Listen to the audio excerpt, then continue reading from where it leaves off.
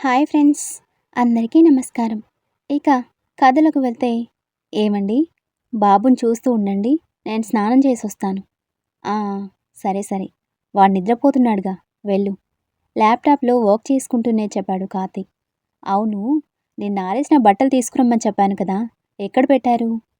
మడత పెట్టి కబోర్డ్లో పెట్టేశాను. ఏంటి, మీరు చెప్పేది నిజమేనా? ఇంత బుద్ధిమంతులు ఎప్పుడైపోయారబ్బా? సెటైర్లు వేసింది చాలే. నీ వల్ల మొదటిసారి మా అమ్మతో తిట్లు తిన్నాను. ఏమైంది? నువ్వు చెప్పావని బట్టలు తీసుకొని వస్తుంటే అమ్మ చూసేసింది. నాకెప్పుడైనా ఇలా పని చేశావని తిట్టింది తెలుసా? మీతో పని చేయించుకోవటం ఆవిడకి చేత కాలేదు. అమ్మకి సాయం చేయాలి అన్న ఆలోచన మీకూ లేదు. ఇంక కోపగించుకోకుండా ఎలా ఉంటారు? కార్తీక్ గుర్రుగా తన వైపే చూస్తున్నాడు. పవిత్ర నవ్వుకుంటూ కబోర్డ్ ఓపెన్ చేసేసరికి బట్టలన్నీ గుట్టగా తన కాళ్ళ మీద పడ్డాయి. రెండు చేతులు నడుం కానించుకొని కార్తీక్ వైపు తిరిగింది. ఇదేనా మీ పనితనం? అంటే నాకు అలవాటు లేదు కదా. చెప్పిన ఒక్క పనే సరిగ్గా చేయడం రాదు గాని పిల్లాన్ని పెంచడానికి మాత్రం రెడీ అయిపోయారు. దానికి దీనికి సంబంధమేంటి? ఎందుకు లేదు? మీకే సరిగ్గా పనిచేయటం రాకపోతే ఇక పిల్లాడికేం నేర్పిస్తారు? విసురుగా పైకి లేచి పవిత్ర దగ్గరికి వచ్చాడు. తను కొద్దిగా వెనక్కి తిరిగి నిలబడింది. చూస్తూ ఉండు, నేను పని నేర్చుకుంటాను. నీకంటే బాగా నేనే చేస్తున్నానని నువ్వు కుళ్ళుకునేలా చేయకపోతే నా పేరు కార్తీకే కాదు. మంగమ్మ శపథాలు చేయకండి. ఆ తర్వాత మీరే బాధపడాల్సి వస్తుంది. ఛీ పో, ఎప్పుడూ ఇంతే. నన్ను అసలు ఎంకరేజ్ చేయవు నువ్వు. హో, ఎంకరేజ్ చేయాలా? సరే, నలుగురు కూలీలను పెట్టుకొని మిమ్మల్ని ఎంకరేజ్ చేసే పనిలో ఉంటాలేండి. వెటకారమా? ఏం అవసరం లేదు. అరే, ఎంకరేజ్ చేయకపోతే చేయలేదని ఏడుస్తారు. చేస్తాను అంటే వద్దంటారేంటి? నువ్వు ఎంకరేజ్ చేయడం కంటే ఇలా డిస్కరేజ్ చేస్తేనే నాకు నేర్చుకోవాలి అనిపిస్తుంది కదా. అందుకే నేను ఆ పనిలో ఉంటాను, మీరు మీ పనిలో ఉండండి. వెళ్ళండి వెనక్కి. కార్తీక్ మూతి ముడుచుకుని తిరిగి టేబుల్ దగ్గరికి వెళ్ళి కూర్చున్నాడు. పవిత్ర కింద పడిన బట్టలు తీసి సర్దుకుంటుంది. ఈయనకి పని చెప్పటం కన్నా బుద్ధి తక్కువ పని ఇంకోటి లేదు. బట్టలన్నీ ఎలా నలిగిపోయాయో చూడు. ఛ, ఏంటే గునుక్కుంటున్నావు? ఏదైనా ఉంటే ఫేస్ టు ఫేస్ మాట్లాడు, అంతేగాని ఇలా గునుక్కుంటే ఎలా? అవును మరి, ఫేస్ టు ఫేస్ మాట్లాడడం గురించి మీ దగ్గరే నేర్చుకోవాలి. నిజంగా తమరు అలా ఫేస్ టు ఫేస్ మాట్లాడి ఉండుంటే నాకు ఇన్ని కష్టాలు ఎందుకు చెప్పండి? నీతో నేను వాదించలేను పవిత్ర. నేను మౌనవ్రతం పాటిస్తున్నాను. నన్ను కదిలించకు. పని గట్టుకొని మిమ్మల్ని ఒకరు కదిలించాలా చెప్పండి? పక్క వాళ్ళు సైలెంట్గా ఉన్నా చెవిలో గుయ్యుమని మోగుతూ ఇరిటేషన్ తెప్పించే కందిరీగ లాంటి వారు మీరు. అలాంటి మీకు ఆ సైలెన్స్ సూట్ అవ్వదు. కానీ జరిగే పనులేమైనా ఉంటే చెప్పండి. చిచి, దీనమ్మ జీవితం. ఏం మాట్లాడినా తిరిగి నాకే సెటైర్లు పడుతున్నాయి. నేను బయటికి పోతున్నా. పైకి లేచి బయటికి వెళ్ళిపోయాడు. పవిత్ర నవ్వుకుంటూ బట్టలన్నీ సర్దేసరికి బాబు నిద్రలేచాడు. లేచావా? నేను స్నానం చేద్దామనుకుంటే చేయనీయకుండా ఇప్పటి వరకు మీ డాడీ నా బుర్ర తిన్నాడు. ఇప్పుడేమో నువ్వు లేచి నేను స్నానం చేయకుండా చేశావు. మీ తండ్రి కొడుకులు ఇద్దరూ నా పని చెడగొట్టడానికే కంకణం కట్టుకున్నట్టున్నారు కదా. బాబు నవ్వుతూ నాలుక బయట పెట్టాడు. పవిత్ర నవ్వుతూ బాబుని చేతిలోకి తీసుకుంది. నాకు తెలుసురా, నువ్వు మీ నాన్న పార్టీయే కదా. బాబుని ఒక్క మాట అనేసరికి నన్ను వెక్కిరిస్తున్నావా? అరే, నీకు కొట్టడం కూడా వచ్చేసిందే. ఇక నుంచి మనం బోలెడు కబుర్లు చెప్పుకోవచ్చు. అయితే చెప్పు, నీకు అమ్మంటే ఇష్టమా నానంటే ఇష్టమా? చెప్పు నాన్న. ఇంతలో కార్తీక్ లోపలికి వచ్చాడు. పవిత్ర అతని వైపు చూసింది. బయటికి వెళ్తా అన్నారుగా, అప్పుడే వచ్చేసారేం? వెళ్దామనుకున్నాను, నువ్వు స్నానం చేస్తాను అన్నావుగా, అది గుర్తొచ్చి వెనక్కొచ్చాను. పర్లేదే, నా గురించి కూడా ఆలోచిస్తున్నారన్నమాట. నీ గురించి కాకపోతే కాజల్ అగర్వాల్ గురించి ఆలోచిస్తా అనుకున్నావా? బాబుని చేసి వెళ్ళి స్నానం చేసిరా. పవిత్ర చేతిలోంచి బాబుని తీసుకున్నాడు. తను డ్రెస్ తీసుకొని వాష్రూంలోకి వెళ్ళింది. మీ అమ్మతో వేగలేకపోతున్నారా బాబు? నేనేం మాట్లాడినా కౌంటర్ల మీద కౌంటర్లేస్తుంది. ఇలాంటి పరిస్థితి పగవాడికి కూడా రాకూడదు. నువ్వు మాత్రం నాలా తయారవ్వకురా కన్నా. అలా జరిగిందంటే మీ అమ్మ నన్ను జీవితాంతం సాధిస్తూనే ఉంటుంది. బాబు కేరింతలు కొడుతూ ఆడుతున్నాడు. అందరూ బాధ్యత లేని వాడికి ఆ దేవుడు ఆడపిల్లనిస్తాడు అంటారు. కానీ నాకు తెలిసి బాధ్యత లేని వారికి మగపిల్లలే కరెక్ట్. అప్పుడేగా కొడుకుగా, భర్తగా వాడు చేసిన తప్పులు తన కొడుకు రూపంలో తనకెదురయ్యేది. నీకు మాత్రం అలాంటి పరిస్థితి రానివ్వనురా. మనిషి విలువ, బంధం విలువ తెలుసుకునేలా నిన్ను పెంచుతాను. ప్రామిస్. పవిత్ర స్నానం చేసి బయటకొచ్చింది. కార్తీక్ సైలెంట్ అయిపోయాడు.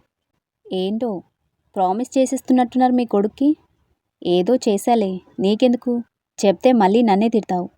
ఊరికే తిట్టడానికి నాకేమైనా పని లేదనుకుంటున్నారా? తమరు చేసే పనులు అలా ఉంటుంటే ఇంకేం చేయమంటారు మరి? నేనేం చేసినా నీకు నచ్చదు కదా. మొదట్లో మీరు అంతే కదా. నేనేం చేసినా మీకు కూడా నచ్చేది కాదు. తెలుసు. అందుకేగా నువ్విలా రివెంజ్ తీర్చుకుంటున్నావు. మీరు చేసిన పనులతో పోలిస్తే నేను చేసేదెంతండి? కంకరగుట్టలో ఇసుక రేణు అంతా. అదేం పోలిక? ఏదో నోటికొచ్చింది చెప్పానండి. మీరు ఆరాలు తీయకండి. సరేలే, రేపు మణికంఠ వాళ్ళు ఊరికి బయలుదేరుతున్నారు. మనము వెళ్దామా? రేపు నాకు ఇంపార్టెంట్ క్లాస్ ఉందండి. మనం ఎల్లుండి ఉదయాన్నే బయలుదేరి వెళ్దాం. వాళ్ళని వెళ్ళిపోమని చెప్పండి. అలాగే, మీ అమ్మ వాళ్ళకు కూడా ఫోన్ చేసి చెప్పు వస్తున్నామని. చెప్తాను. సరే, బాబుని తీసుకో, నేను బయటికెళ్ళొస్తాను. బాబుని పవిత్ర చేతికిచ్చి బయటికి వెళ్ళిపోయాడు. బాబుని బెడ్ మీద పడుకోబెట్టి ఆలోచిస్తూ కూర్చుంది. అమ్మ వాళ్ళ ఇంటికి వెళ్ళి సంవత్సరం పైనే అవుతుంది. ఇన్ని రోజులు వెళ్ళాలని ఉన్నా వెళ్ళే పరిస్థితులు లేవు. వాళ్ళు రమ్మని పిలిచినా రానని చెప్పాను. ఇన్నాళ్ళకి అక్కడికి వెళ్తున్నాను. ఉన్న 4 రోజులు అమ్మా నాన్నలతో చెల్లెలతో ఎక్కువగా సమయం గడపాలి. ఎన్నాళ్ళయింది చెల్లెళ్ళతో కబుర్లు చెప్పుకొని. ఏరా కన్నా, మనం అమ్మమ్మ వాళ్ళ ఇంటికి వెళ్దామా? అవునా, సరే, రేపొక్కరోజు ఆగు, ఎల్లుండి వెళ్దాం, సరేనా? నా బంగారం. ఉండు, అమ్మమ్మకి తాతయ్యకి ఫోన్ చేసి మనం వస్తున్నామని చెప్తాను. ఫోన్ తీసి కాల్ చేసింది. అటువైపు వాళ్ళ అమ్మ ఫోన్ ఎత్తింది. అమ్మా, ఎలా ఉన్నారు? మేం బాగానే ఉన్నాం తల్లి, నువ్వెలా ఉన్నావు? బాబెలా ఉన్నాడు? మేమంతే బాగానే ఉన్నామమ్మా. రీతుకి పెళ్లి కుదిరింది. తెలుసమ్మా. వాళ్ళ అమ్మమ్మ వచ్చి పెళ్లి కార్డు ఇచ్చేసి వెళ్ళారు. పెళ్ళికి తప్పకుండా రావాలని మరీ చెప్పారమ్మా. అవునా, మేం కూడా పెళ్ళికి వస్తున్నామమ్మా. ఎల్లుండి ఉదయం బయలుదేరుతాం. అలాగా తల్లి, సంతోషం. ఎన్ని రోజులైంది నువ్వు ఈ ఇంట్లో అడుగుపెట్టి? రండమ్మా. మరి ఏదో అడగబోయి ఆగిపోయిందావిడ. ఏంటమ్మా? అదే పవిత్ర, అల్లుడు గారు వస్తున్నారా లేదా అని. ఆయన కూడా వస్తున్నారు. అత్తయ్య బావగారు వాళ్ళు పెళ్ళికి ముందు రోజు వస్తానన్నారు. నేను ఆయన బాబు మాత్రం ఎల్లుండి బయలుదేరుతాం. సరేనమ్మా, మీ నాన్నకి చెప్తాను, చాలా సంతోషిస్తారు. నువ్వు ఫోన్ పెట్టాయి. ముందు విషయం మీ నాన్నకి చెల్లెలకి చెప్తాను. సరే అమ్మా, ఉంటాను. ఫోన్ కట్ చేసి నవ్వుతూ బాబు వైపు చూసింది. ఓకే కన్నా, నువ్వు ఆడుకో, నాకు రేపు టెస్ట్ ఉంది, చదువుకుంటాను. పక్కనే కూర్చుని బుక్ తీసి చదువుకుంటుంది. బాబు కాసేపు ఆడుకుని ఏడవడంతో పాలు పట్టి నిద్రపుచ్చింది.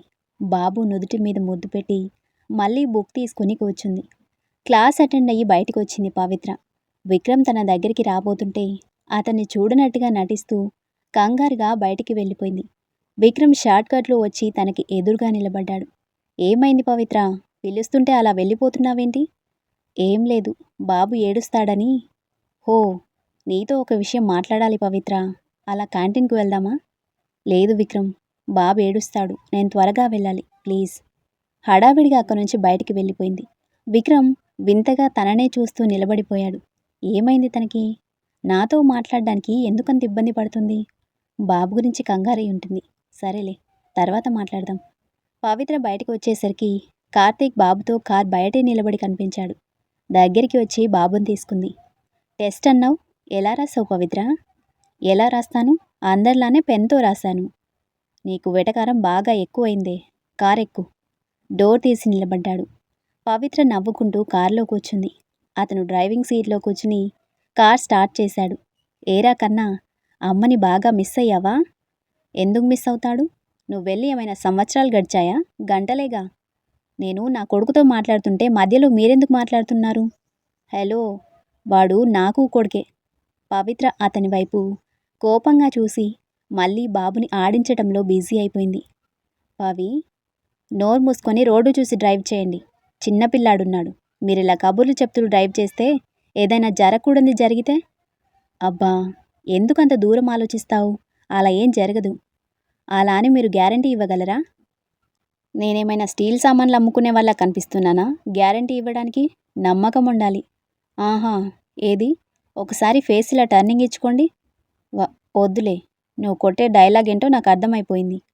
తమరికి అన్నీ ముందే తెలిసిపోతుంటాయి. ఎలా అబ్బా? నా కర్మ నాకు ఎదురుపడుతుందిలే. అవునవును, చేసుకున్నవాడికి చేసుకున్నంతని ఊరికే అన్నారా? నేను చేసిన దానికంటే ఎక్కువే చేస్తున్నావు కదా నువ్వు. అంత కష్టంగా భరించమని ఎవరు చెప్పాడు? ఎలాగో మన డివోర్స్ కేస్ హియరింగ్కి రాబోతుంది. సో ఈ పెళ్ళాం నాకొద్దురా బాబు అని దండం పెట్టండి, విడాకులు వచ్చేస్తాయి. ఆ తర్వాత హ్యాపీగా. అమ్మ మహాతల్లి, ఇంకాపు. మాట్లాడితే చాలు డివోర్స్తో ముడిపెట్టేస్తుంది. ఆ డివోర్స్ కోసమే కదా నన్ను టార్చర్ చేసి మరీ సంతకం పెట్టించుకున్నారు. పవిత్ర ప్లీజ్. ఇల్లు రావడంతో కార్ బ్రేక్ వేశాడు. కార్తీక్ చెప్పేది వినకుండా బాబుని తీసుకొని ఇంటి లోపలికి వచ్చేసింది. వెనుకే కార్తీక్ కూడా వచ్చాడు. రిషితో పాటు తన ఫ్యామిలీ కూడా విచారంగా కనిపించారు. ఇద్దరూ ఆశ్చర్యంగా మొహాలు చూసుకున్నారు. ఏమైంది వీళ్ళకి? ఏమో, ఉండు నేను అడుగుతాను. అన్నయ్య, ఏమైంది? అందరూ ఎందుకు అలా ఉన్నారు? లాయర్ ఫోన్ చేశారు కార్తీక్, మీ డివోర్స్ కేస్ హియరింగ్ ఉందని. ఓ, అప్పుడేనా అంటూ కంగారుగా పవిత్ర వైపు చూశాడు. తను కూడా ఆలోచిస్తూ కనిపించింది. ఏమా పవిత్ర, మీ బంధం నిలబెట్టుకోవడానికి కోర్టు ఇచ్చిన 6 నెలల గడువు ముగిసింది. నువ్వే నిర్ణయం తీసుకున్నా మేము అంగీకరించక తప్పదు. చెప్పు, ఏం నిర్ణయించుకున్నావు? పవిత్ర మౌనంగా ఉండిపోయింది. కార్తీక్ గుండె వేగంగా కొట్టుకుంటుంది. తనేం సమాధానం చెప్తుందా అని. కార్తీక్లో మార్పు కనిపిస్తుంది. కానీ ఆ మార్పుని నువ్వు అంగీకరించావో లేదో మాకు తెలియదు. నీ నిర్ణయం ఏదైనా మేము దాన్ని గౌరవిస్తాం. చెప్పమ్మా. దేవుడా, పవిత్ర విడాకులు కావాలని మాత్రం అనకూడదు. Please please please. మనసులోనే దండం పెట్టుకుంటూ టెన్షన్గా తన వైపే చూస్తూ నిలబడ్డాడు. బావగారు, మీ తమ్ముడిలో మార్పు వచ్చింది నిజమే, కానీ ఆ మార్పు శాశ్వతంగా ఉంటుంది అన్న నమ్మకం నాకు లేదు. అందుకే. ఇదేంటి ఇలా అనేసింది? కొంపదీసి విడాకులు కావాలంటుందా ఏంటి? అందరూ టెన్షన్తో తన వైపే చూస్తూ నిలబడ్డారు. ఇంకో 6 నెలల గడువు అడగండి. ఈలోపు ఆయన మార్పు నిజమే అని నాకు అనిపిస్తే ఆ తర్వాత ఆలోచిస్తాను. రిషి సంతోషంగా ఇద్దరి వైపు చూశాడు. కార్తీక్ మాత్రం అయోమయంగా నోరెళ్ళబెట్టి ఉండిపోయాడు. సరే పవిత్ర, నేను లాయర్ గారితో మాట్లాడతాను. రేపు కోర్టులో హాజరయ్యి అట్నుంచటే ఊరికి వెళ్దురు. సరే బావగారు. బాబుని రిచి లగేజ్ ప్యాక్ చేసుకోమ్మా. బాబుని రిషి చేతికిచ్చి గదిలోకి వెళ్ళిపోయింది. కార్తీక్ మాత్రం ఇంకా షాక్ నుంచి తేరుకోలేదు. రిషి అతన్ని గమనించి భుజం మీద చేయేసి కదిపాడు. కార్తీక్. హా అన్నయ్య. ఏంటలా బిగుసుకుపోయావు? మరి ఇదేంటన్నయ్య, పవిత్ర ఇలాంటి ట్విస్ట్ ఇచ్చింది? ఏం చేస్తాం, నువ్వు తనకిచ్చిన షాక్ ట్రీట్మెంట్లతో తన మనసు కఠినంగా మారింది. బ్రెయిన్ షార్ప్ అయింది. నేనైతే ఆశ్చర్యపోలేదు. తను ఏ నిర్ణయం తీసుకుంటుందని నేను ఊహించాను, తను అలానే ఆలోచించింది. పవిత్ర తెలివైన అమ్మాయి కార్తీ. అందుకే నీ మార్పు శాశ్వతంగా ఉంటుందా లేదా అని కరెక్ట్ వేలో ఆలోచించింది. ఏమో, ఎవరికి తెలుసు? రేపు డివోర్స్ క్యాన్సిల్ చేసిన తర్వాత నీ బుద్ధి మళ్ళీ వంకరగా మారితే? అన్నయ్య, నువ్వే నన్ను నమ్మకపోతే ఇంకా పవిత్ర నమ్ముతుంది. నేను నమ్మితే ఏంటి, నమ్మకపోతే ఏంటి? నిన్ను నమ్మాల్సింది నీ అన్నయ్య కాదు, నీ భార్య. ఈ 6 నెలల్లో తనకి ఆ నమ్మకాన్ని కలిగించాల్సిన బాధ్యత నీదే. కార్తీక్కి అంతా అయోమయంగా ఉంది. జుట్టు పీక్కుంటూ అక్కడే కూలబడ్డాడు. బాబుని వాళ్ళ అమ్మకిచ్చి కార్తీక్ పక్కనే కూర్చున్నాడు రిషి. టెన్షన్ పడకు కార్తీక్.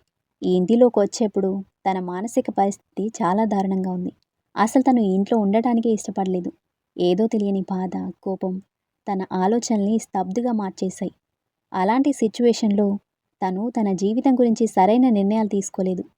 అందుకే ముందు తన మనసు స్థిమితపరుచుకునే ఛాన్స్ తనకిచ్చి తనలోని బాధ, కోపం బయటికి పోయేలా చేశాను.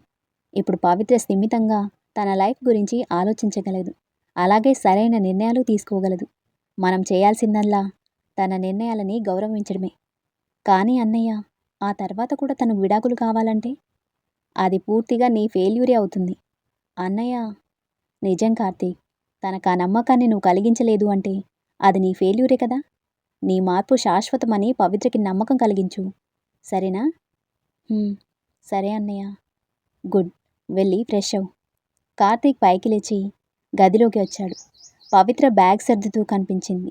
దగ్గరికి వచ్చి ఎదురుగా నిలబడ్డాడు. ఏం కావాలి అని అడిగింది అతని వైపు చూడకుండానే. థ్యాంక్స్. ఎందుకో?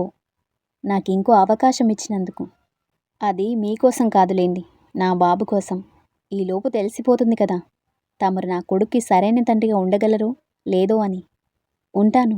వాడికి సరైన తండ్రిగా మాత్రమే కాదు, నీకు కూడా సరైన భర్తగా ఉంటాను.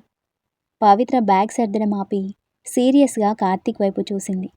చూడండి, నేను మీ బిడ్డకి తల్లిగా మాత్రమే ఉంటాను, మీ భార్యగా కాదు. పవిత్ర "హ్మ్." మాట్లాడొద్దని చెయ్యి అడ్డుపెట్టింది. కార్తీక్ మౌనంగా ఉండిపోయాడు. మీతో కలిసుండాలి అనుకున్నది కేవలం నా బిడ్డ కోసం. నా పంతానికి వాడిని తండ్రి ప్రేమకు దూరం చేయడం ఇష్టం లేక మాత్రమే. మనం కేవలం వాడికి తల్లిదండ్రులుగా మాత్రమే ఉండబోతున్నాం. అంతేకాని భార్యాభర్తలుగా కలిసుండటం ఎప్పటికీ జరగదు. మీరు నా శరీరానికి చేసిన గాయాలు మానిపోయి ఉండొచ్చు, కానీ నా మనసుకి చేసిన గాయం ఎప్పటికీ మానదు.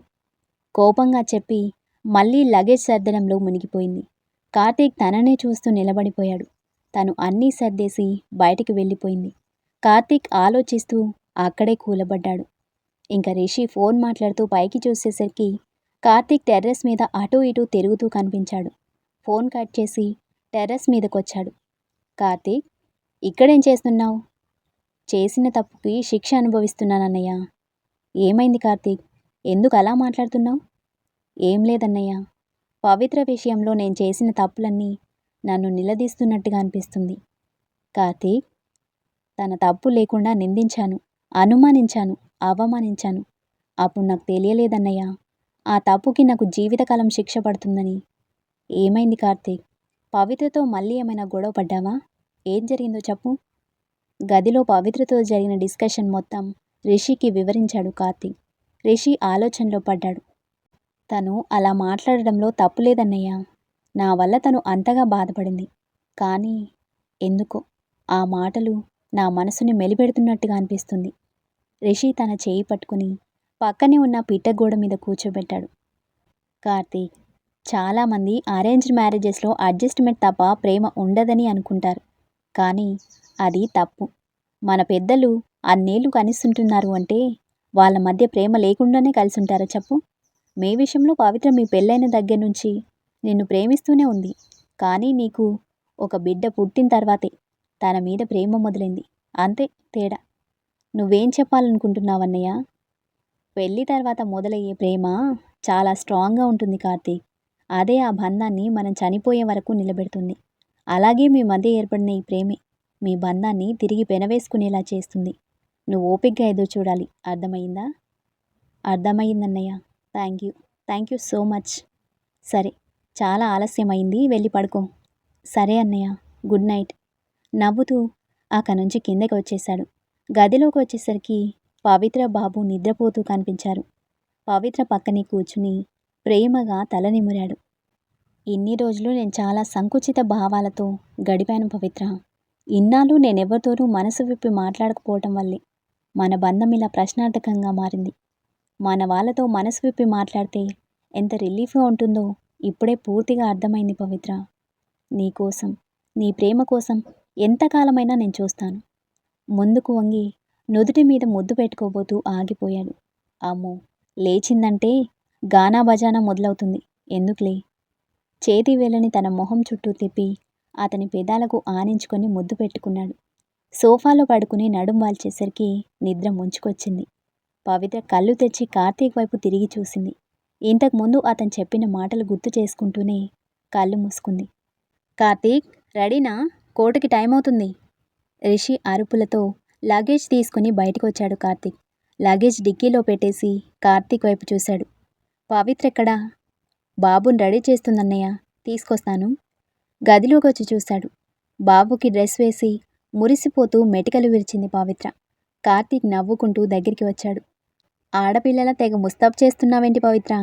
మరి వీడు పుట్టిన తర్వాత మొదటిసారి అమ్మమ్మ వాళ్ళ ఇంటికి వెళ్తున్నాడు.